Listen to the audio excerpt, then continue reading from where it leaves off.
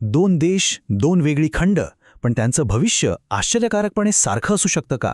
चला, आज आपण भारत आणि ब्राझील या दोन मोठ्या उदयोन्मुख देशांच्या जगात एक फेरफटका मारूया आणि त्यांच्यातलं साम्य आणि फरक शोधूया. चला तर मग सुरुवात करूया एका छोट्याशा कोड्या. बघूया तुम्हाला हे दोन देश ओळखता येतात का? तर हा आहे आपला पहिला देश. जरा विचार करा, एक असा देश जिथे सांबाच्या तालावर लोक थिरकतात. फुटबॉल तर लोकांच्या नसानसात भिनलाय. आणि हो, या देशाला जगाचा कॉफी पॉट असंही म्हणतात. आला का लक्षात कोणता देश आहे तो? मस्त. आता वळूया दुसऱ्या देशाकडे. हा कोणता देश असेल बरं? आणि आता एक असा देश जो त्याच्या मसाल्याच्या पदार्थांसाठी जगभर फेमस आहे, जिथे क्रिकेट म्हणजे फक्त एक खेळ नाही तर एक धर्म आहे, आणि जो लोकसंख्येच्या बाबतीत जगात दुसऱ्या नंबरवर येतो. आता तर नक्कीच ओळखला असणार. अगदी बरोबर. हे देश आहेत भारत आणि ब्राझील. बघायला गेलं तर किती वेगळे आहेत ना, पण त्यांच्यात काही जबरदस्त साम्य आहेत. चला, तेच तर आपल्याला आज बघायचंय. ओके, तर कुठल्याही देशाची ओळख होते ती त्याच्या भूगोलावरून. म्हणजे तो देश नकाशावर कुठे आहे, कसा आहे. आणि इथेच भारत आणि ब्राझीलमधला पहिला मोठा फरक आपल्या डोळ्यासमोर येतो. हे बघा, भारत पूर्णपणे उत्तर गोलार्धात आहे, तर ब्राझीलचा बराचसा भाग दक्षिण गोलार्धात येतो. याचा अर्थ काय? सोपं आहे. जेव्हा आपल्याकडे कडक उन्हाळा असतो ना, तेव्हा ब्राझीलमध्ये थंडी असते. किती इंटरेस्टिंग आहे हे, नाही का? आता हा फरक बघा.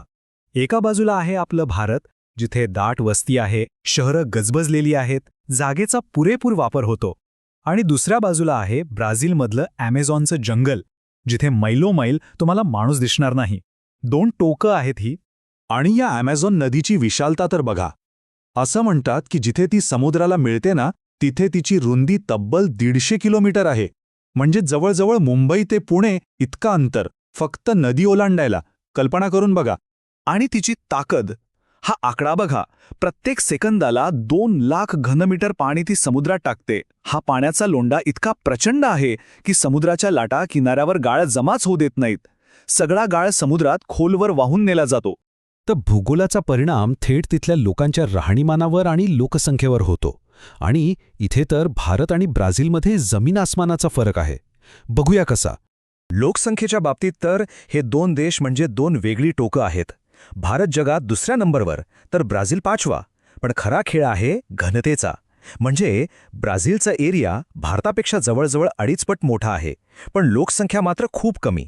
आणि जी काही आहे ती मुख्यत्वे समुद्राच्या किनाऱ्यालगतच्या भागात वसलेली आहे.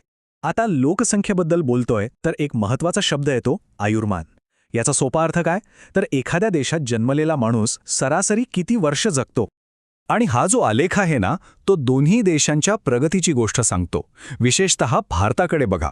1960 साली आपलं सरासरी आयुर्मान होतं फक्त 41 वर्ष, आणि आज ते 68 वर्षांवर पोहोचले. ही किती मोठी झेप आहे. याचं श्रेय जातं आपल्या सुधारलेल्या आरोग्य सुविधांना आणि राहणीमानाला. बरं, देश म्हणजे फक्त जमीन आणि लोक नाहीत, तर पैसा आणि अर्थव्यवस्था पण आहे. चला तर मग बघूया भारत आणि ब्राझीलच्या विकासाची गाडी कशी धावते. आता इथे ना, या दोन्ही देशांमध्ये एक मोठं साम्य आहे. दोन्ही देशांची अर्थव्यवस्था मिश्र आहे. म्हणजे काय? तर इथे सरकार आणि खासगी कंपन्या दोघेही मिळून देशाच्या विकासात हातभार लावतात. हा तक्ता बघा, म्हणजे चित्र अजून स्पष्ट होईल. शेती आणि उद्योगधंदे तर महत्त्वाचे आहेतच, पण दोन्ही देशांची खरी ताकद दडलेली आहे ती सेवा क्षेत्रात. म्हणजे IT, बँकिंग, टुरिझम यांसारख्या गोष्टी. आणि हेच एका आधुनिक अर्थव्यवस्थेचं लक्षण मानलं जातं.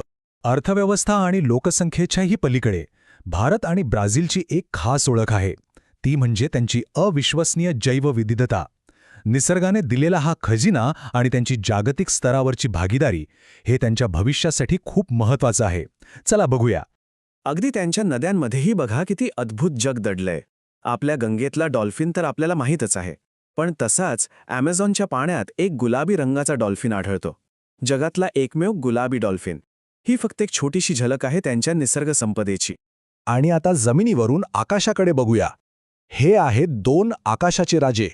भारतात आढळणारा आपला दुर्मिळ आणि भव्य माळढोक पक्षी, आणि दुसरीकडे अँडीज पर्वतांवर रुबाबात फिरणारा प्रचंड अँडियन कॉन्डोर. दोघेही आपापल्या प्रदेशाची शान आहेत. ही जी नैसर्गिक आणि आर्थिक ताकद आहे ना, तीच या देशांना जागतिक मंचावर एकत्र आणते. आणि त्याचं सगळ्यात मोठं उदाहरण म्हणजे BRICS, BRICS. Brazil, Russia, Bharat, चीन आणि दक्षिण आफ्रिका या 5 मोठ्या अर्थव्यवस्थांचा हा गट जगात एक नवी शक्ती म्हणून ओळखला जातोय. आणि ही पार्टनरशिप फक्त नावापुरती नाही आहे. हे वाक्य बघा. भारतीय कंपन्या ब्राझीलमध्ये IT, औषधं, ऊर्जा अशा अनेक क्षेत्रांमध्ये मोठी गुंतवणूक करत आहेत. हे दाखवतंय की या 2 देशांमधलं नातं किती घट्ट होत चाललंय. तर मग हे आहेत 2 महाकाय देश जे स्वतःचं आणि जगाचं भविष्य घडवत आहेत. पण खरा प्रश्न हा आहे की त्यांचं हे एकत्र येणं येत्या काळात जगाच्या राजकारणाला आणि अर्थकारणाला कुठल्या दिशेला घेऊन जाईल.